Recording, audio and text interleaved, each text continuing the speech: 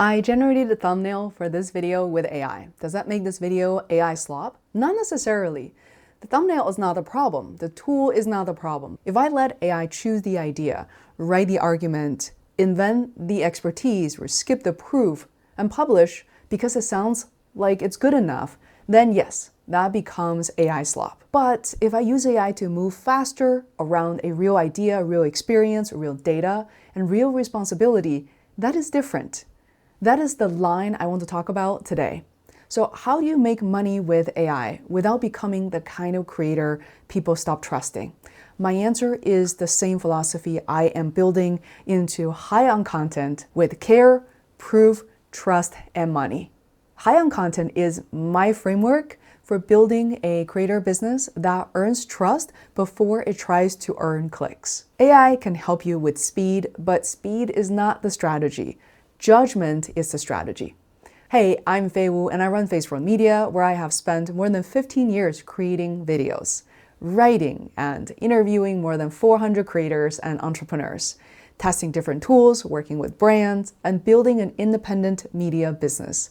I have also written about consumer tech, AI, and the creator economy as a CNET Perspectives contributor, which forced me to separate useful tools from hype very quickly. And outside of Feisworld, I help produce Xiangli Art, my mom's traditional Chinese watercolor project, which includes collections such as The Chinese Empresses, Dream of the Red Chamber. So when I say do not make AI slop, I'm not saying do not use AI. I use AI. I test AI tools. I use AI for research, for drafts, thumbnails, captions, repurposing, and operational work. But I do not want AI to replace the reason why people trust me. So in this video, I want to give you a practical framework I use before publishing AI-assisted content or building AI-assisted offers. AI slop is not content made with AI. AI slop is what happens when creator removes too much human judgment. It usually has 3 signs. 1, it is fast to make. 2, it looks competent at first glance, but it lacks real experience, proof, taste, or responsibility. And audiences can feel that. They may not know exactly what is wrong, but they can tell when an article or a video or review does not come from someone who actually did the work.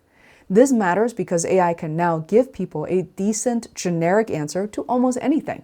So if your content is also generic, why should people trust you instead of the tool? The pattern was obvious. That pattern reminds me of something really important. Attention came from useful work, not from sounding clever about trends. The pain is not, I need more AI content. The pain is, can I trust this? Did you actually test it? And will this help with my real business? Would this make me sound generic? Would this damage the relationship I already built with my audience? And that is the creator opportunity now. This part of the video is brought to you by Focal. They recently sent us a pair of Focal Alpha 50 Evo studio monitors, and we've been testing them right here at Feisworld Media. The setup was incredibly simple. We unboxed them, placed them on the desk, and connected them to our audio interface and started editing. No complicated setup, no extra software, just clean, detailed sound right away. For our work, that matters a lot. We edit YouTube videos, podcasts, interviews, music beds, sound effects, and voiceovers. The Alpha 50 Evo gives us the clarity we need, but it's also comfortable to listen to for long sessions at low volume. They are compact, powerful, and great fit for creators who care about sound quality. You can learn more about Focal Alpha 50 Evo using the link in the description. During the pandemic, Zoom exploded, but Feisworld did not win because we suddenly decided to chase Zoom as a keyword. We had already been using Zoom for years. We knew what it felt like to run interviews, webinars, panel virtual events, and client meetings before the rest of the world had to learn it overnight. So when the pain became urgent, we were ready.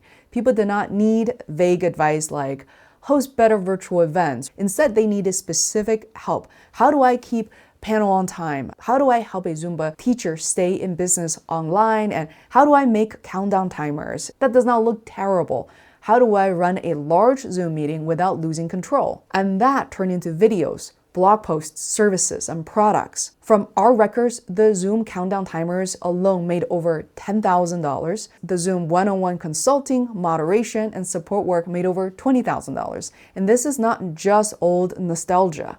Our YouTube analytics shows that Zoom-related videos still generated over more than 190,000 views in the last 365 days. That is not passive income magic, that is the high-on-content sequence in action. Care first, we understand the problem. Proof second, we had workflows, demos, and comments, and client use cases. Trust is third. People believe us because we were specific. Money fourth. Products and services became natural because the pain was already validated. This is the part most AI money advice skips. It will tell you how to find a niche, but how? Look where people are already asking for help.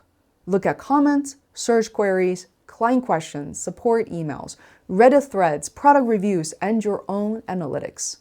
Then build the smallest useful thing around the pain that you can actually solve for. Here is a bad sequence I see everywhere. Tool, output, publish, chase clicks.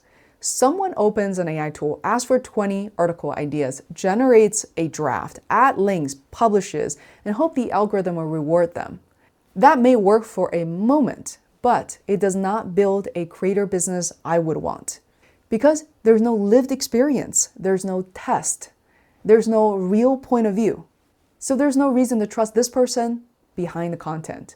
The better sequence is lived experience, audience pain, AI-assisted draft, human edit, proof, publish, measure, edit until it sounds like you. Your job is not to make it sound more professional. Your job is to make it sound more true and more human.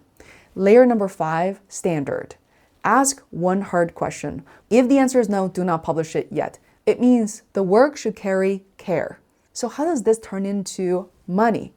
You make money by solving a specific problem with trust, not by flooding the internet. So here are 2 concrete versions. For a creator, take one long video and turn it into a 30-day content package, but only after reviewing the creator's analytics and identify which clips, questions, and angles already have demand. For an artist, take one collection and turn it into product descriptions, artist statements, event copy, email sequences, and social posts, but preserve the story and cultural context behind the work.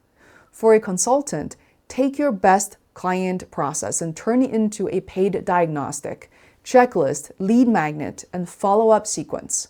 For a small business owner, take repeated customer questions and turn them into search content, short videos, and sales assets. For Feisworld, we have seen this across very different income streams. I hope that framework gives you an idea of how to think about AI-generated content, and moreover, how to think about your relationship with your content, your relationship with AI tools, and beyond. So thank you so much for watching. I hope you like this new format, my new office setup. Thanks to my producer and business partner, Herman, and I'm going to see you in the next video.